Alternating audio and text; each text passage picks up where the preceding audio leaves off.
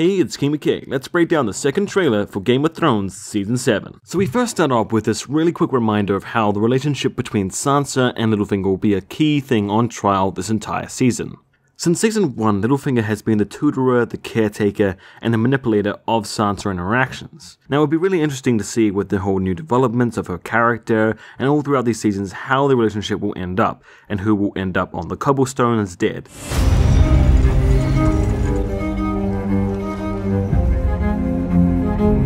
So right away the music starts amping up really nicely. We get that awesome score we got in Season 6, Episode 10. And we get that shot that we've seen multiple times now of the door of the Castle Black opening just ajar, kind of showing in a symbolized way how the knowledge of the North and all the impacts and things that we've seen happen there over the last 6 seasons is about to escape into the Seven Kingdoms.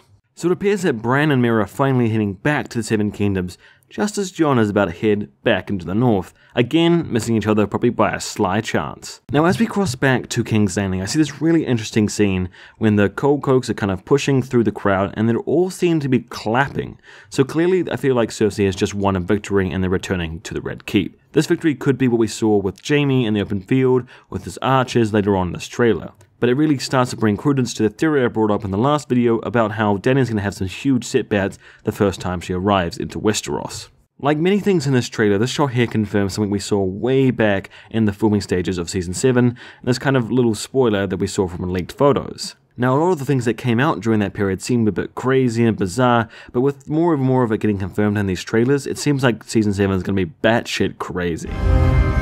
For centuries our families fought together against their common enemy, despite their differences, together. We need to do the same if we're gonna survive, because the enemy is real. And we get this really nice, inspiring dialogue from Jon as he seems to talk up someone about the fight against the White Walkers and the winter that is coming. Now the way that the trailer frames this, it seems like it's Dany he's talking to. But I have a feeling that it might not be directed towards Dany, because the Targaryens never really helped in the war against the others. They were never really in the kingdom at that time period. They only came like 300 years from the point that we are now.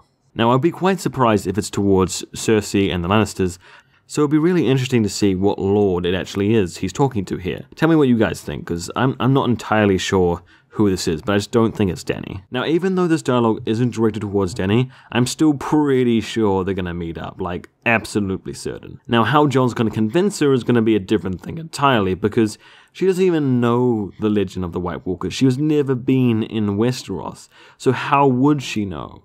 Let alone the people in Westeros who are well informed about the White Walkers don't even believe it themselves. How would she? So that's gonna be one interesting task for Jon. Now this trailer also shows us 3 really big battles. Now there's one that seems to be with the Unsullied that also moves into a castle later on. There's one in the pitch field with the Dothraki and Lannister soldiers, with Jaime looking like an absolute boss. And then finally we have Euron Greyjoy returning back with that same kind of scene of him ambushing the Greyjoy and Dolish fleet. Now there's quite a few things in this little ship attack here that looks really awesome. They got these like fire-splatting awesome catapult flung things, whole bunch of boarding, explosions. It's going to look really awesome. And then we get this shot here of Theon washed up at shore.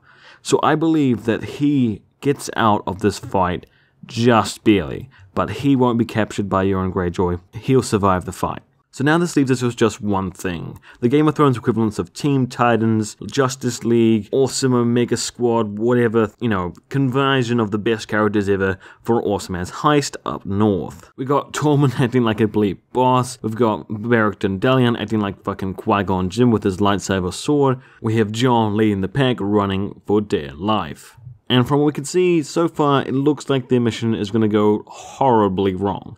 So expect a lot of really awesome side characters to die off really fast. Probably in cool epic ways, so don't worry if you're a huge fan. Now, there is a lot of people talking about who's going to be in this awesome-ass group.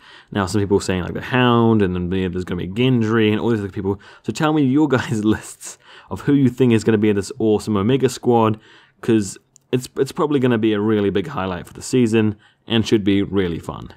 Don't worry if I didn't cover something you really want me to talk about, because I'm probably going to make an individual video talking about some of the awesome things that happened in this trailer. So thanks for watching, I really hope you enjoyed this, and make sure to subscribe to the channel for all my breakdowns on previews, on episodes, for trailers, for theories, everything. Hey, it's King McKay.